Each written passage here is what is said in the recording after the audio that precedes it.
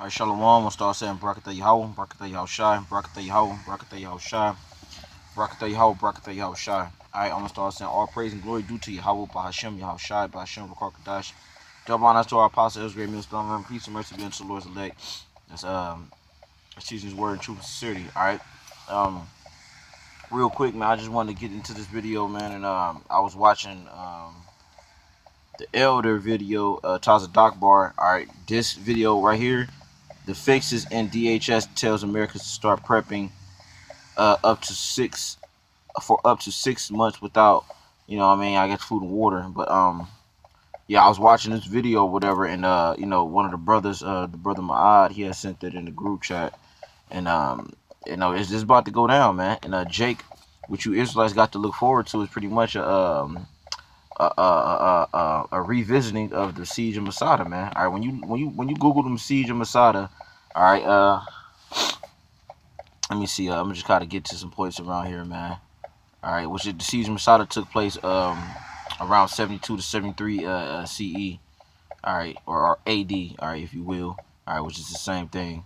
All right, I'm gonna read these little points. I'm gonna hit some points and kind of move around. This is after the fall of Jerusalem in 70 CE. All right, which CE stands for Common Era, which is the same as AD. The Romans turned their attention to stamping out the last of the rebels holding out at the fortress of Herodium and Macharis, all right, as well as in the fortress of Jardis. All right, and it says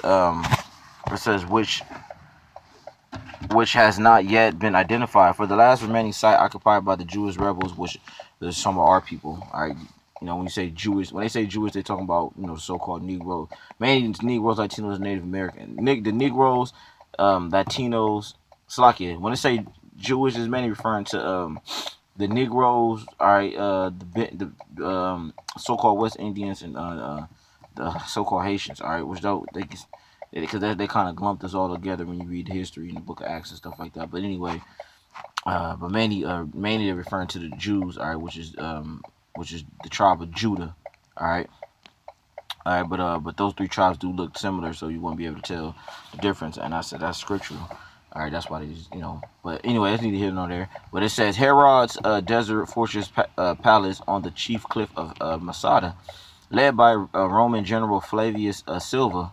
All right, I'm jumping around. A veteran military unit began the siege operation against the rebels in 72 to 73 CE. All right, and it says, let me kind of jump down. Where we at? There's another point here I wanted to hit.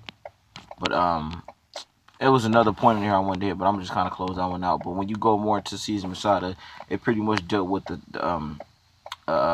they fortified a wall, all right, around the Jews or whatever, and they pretty much barricaded them in, all right, and it led them it left them pretty much helpless, man, all right, and that's what's about to happen now, because what should come to mind, Trump building that wall, all right, and pretty much locking you tribes in this damn place, man. All right, there was another article I wanted to hit, man. Let me see if this one is. Let me see.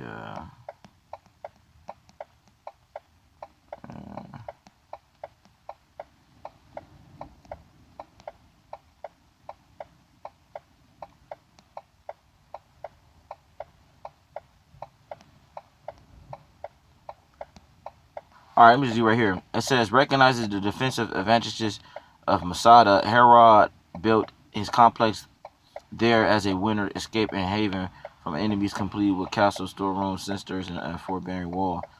Let me see. It says after Herod's death and the annexation, not annexation of Judea, the Romans built their garrison at Masada when the great revolt of the Jews against the Romans broke out in 66 AD. And this is what's pretty much about to happen now. That revolt that Esau is anticipating on, because he's eating ran amok on the whole damn earth, and he see that people getting fed up, man. So he's anticipating a revolt. All right, pretty much like civil war to break out, and Esau is prepared for it, man. Because Esau studies history, man. He studies the mind and behavior of people. You know what I mean? What they tend to do after a certain amount of pressure is applied to them. All right. A group of Jewish people known as Sakari led by Mehanim took over the Masada complex. Siege of Masada is a following Mehanim's murder in 66 AD in Jerusalem. Eleazar ben Yar fled from Jerusalem to Masada to command a group of Judean rebels. When Jerusalem was destroyed in 70 AD, the remaining rebels joined Mehanim at Masada to live in Herod's former palace. With Jerusalem in ruins, it says the Romans turned their attention to taking down Masada, the last community in Judea with 960 rebels, including many women and children, led by Flavius Silva. A legion of 8,000 Romans built camps surrounding the base, a siege wall, and a ramp on the slope on the western side of the mountain made a made of earth and wooden supports, and that was the main thing that took that how they took that place, man. All right, that no, the stronghold was when they built that slope. I mean, they built that ramp. All right, and you can see pictures of it to this day, man. It's like, and you can tell it was a ramp that the Romans built, and all right, and they pretty much led the troops up there and took the stronghold, man. All right.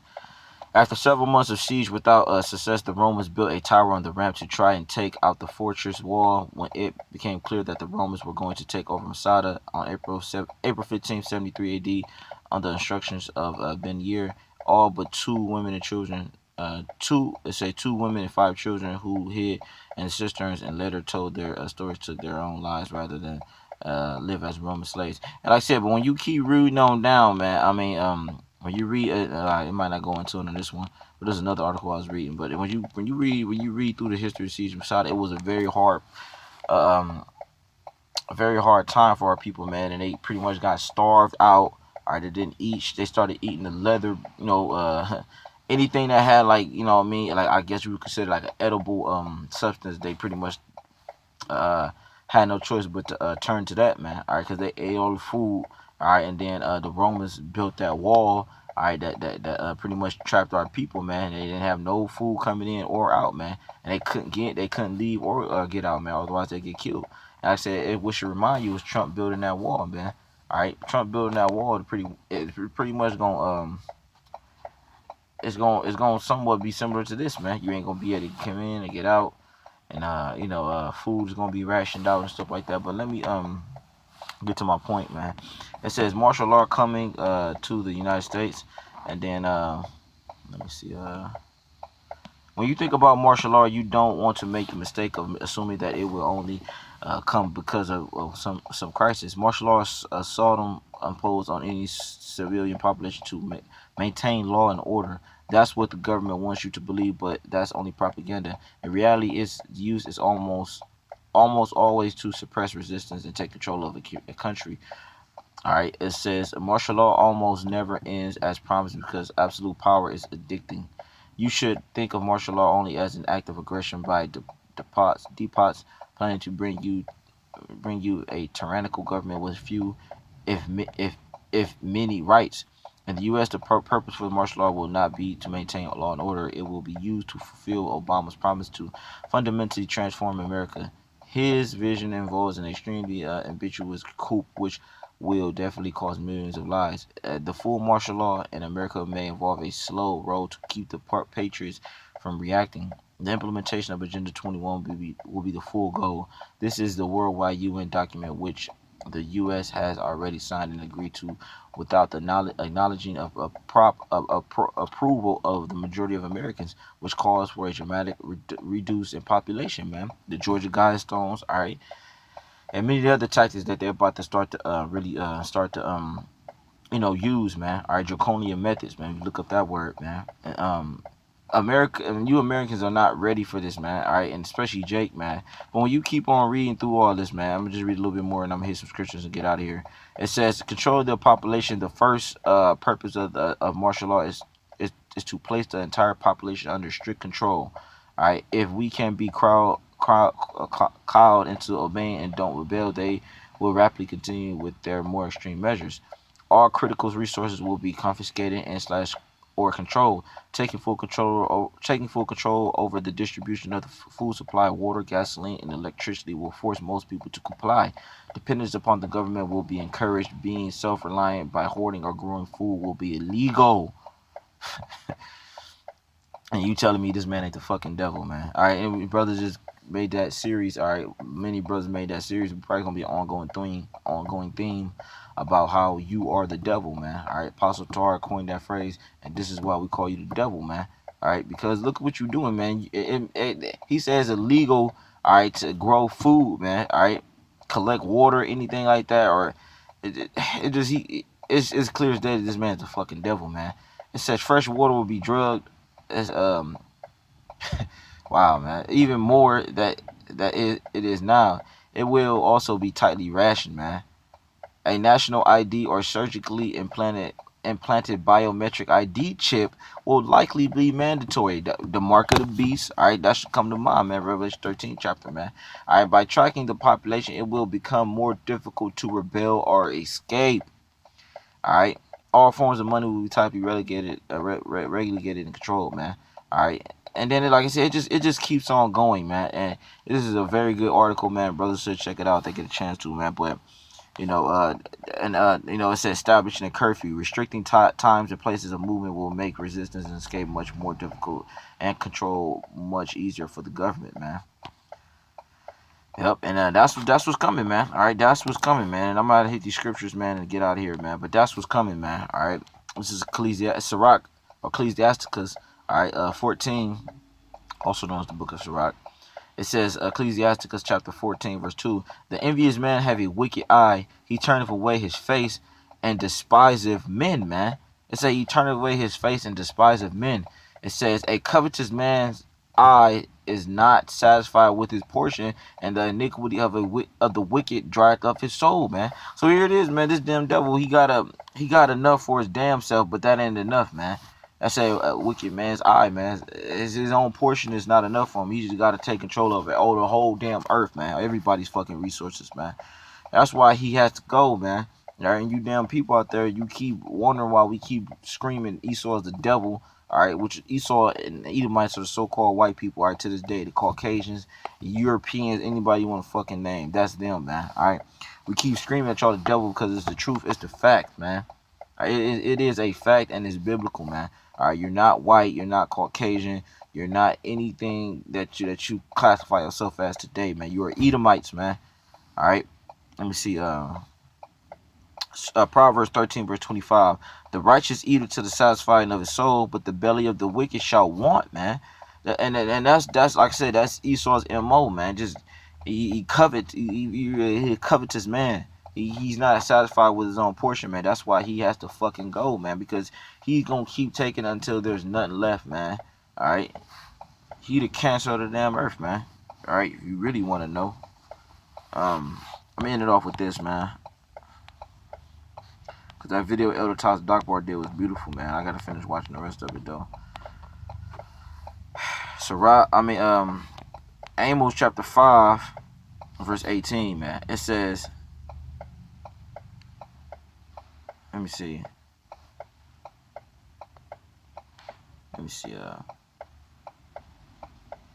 I'll just get to the point because I want to see what else is up there. No. Let me read this real quick. Amos 5 verse 16. Therefore the Lord, the God of hosts, the Lord said thus: wailing shall be in all streets, and they shall say in all the highways, at last, and they shall call the husbandmen to mourning, and such as are skillful of lamentation and wailing, man. All right, so and all vineyards shall be wailing, for I will pass through thee, said the Lord, man. Yeah, man. It says wailing shall be in all streets, man, because of the impending doom that's about to take place, man. The Agenda 21, all the other stuff, that's all in the scriptures, man. Pretty much is Jacob's trouble, man, and lack of words, man. All right. Verse 18, then I'm gonna end it with this. Woe unto you that desire the day of the Lord. To what end is it for you? The day of the Lord is darkness and not light, man. All right, and then that's what's That's it. Said the day of the Lord is darkness and not light, man. All right, you people out there that's thinking about the day when the Lord come back, how he gonna do this and do that. A lot of you people, you have no idea what the Lord about to come back and do, man. He's about to let, first of all, he about to let Esau get busy and rain terror upon you people, man. Esau is the whipping stick of the Most High. The Most High uses Esau to afflict pain, all right, and do some, what you consider bad things, man. All right. He's about to let Esau run rapid, man. All right, because his time is running out, man. All right, verse 19. As if a man did flee from a lion, and a bear met him, or went into the house and leaned his hand on the wall, and a serpent bit him. Shall not the day of the Lord be darkness and not light, even very dark, and no brightness in it, man? So, hey, man, that's what people got to look forward to, man. It's gonna be a day of darkness and no light, man. It said and even very dark and no brightness in it, man. It is not about to be a happy time. Hey, we know a lot of times, brothers, we be out there on highways, byways talking about how we can't wait to the day, which we really can't. But it's gonna be a rough time for us too, man. All right, we can't forget about that. But the thing is, we got trust, we got faith and trust in the Lord, man. So whatever happens, man, is in our mind and our soul that it's the Lord's will, man. All right, like the Yahweh said, man, the cup that my Father have given me shall not I drink of it, man. We can't do nothing about what's about to come, man. All we can do is just brace for the times that the Lord talked about in the scriptures and pray that the Lord be with us, man. But with that, man, hey, man, I just want to say, that article or those executive orders that the Elder Taz Dagbar went into was beautiful and it was very, very edifying, man. And I pray this video was edifying and Lord willing, like I said, brothers, check out the article. All right, and with that, I'm gonna give our praise and glory to Yahweh Bahashim, Yahushai Bahashim, Rakar Kadash. Double honors to our apostles, as great minister, man. Peace and mercy be unto the Lord's elect out there that's teaching in truth and sincerity. And the brother Amar. All right, and I just want to say Shalom, Abba Ball, Mawaf Laba Ball, man. All right, Yahweh Bahashim, Yahushai Bahashim, Rakar Kadash, Shamar, Mashbachaya, Waha Akim, Batak, Babkasha, Shalom, man.